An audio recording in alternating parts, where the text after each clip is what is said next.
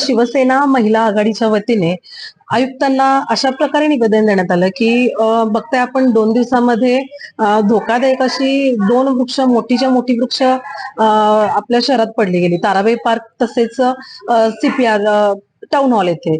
तर ह्यातून काय आहे की नागरिकांना वित्त आणि जीवितहानी ह्या दोन्हीचा सामना करावा लागतोय.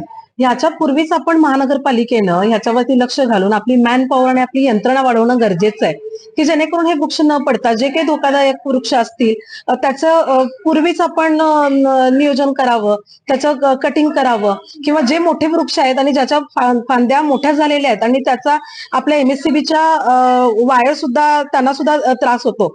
म्हणजे ह्या शिवाय जे मोठे वृक्ष आहेत ते इथून पुढे पडू नयेत, किंवा वादळ वारा आला की ते जीवितहानी आणि वित्तहानी टळावी ह्यासाठी यंत्रणा वाढवणं गरजेचं आहे, अशा प्रकारचं निवेदन मॅडमना दिलेलं आहे.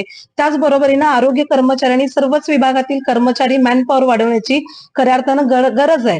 कारण आरोग्याचं बघताय आपण की घाणीचं साम्राज्य ही शहरामध्ये वाढलेलं आहे. तो एक मुद्दा आज आम्ही मॅडमना बोललेलो आहोत.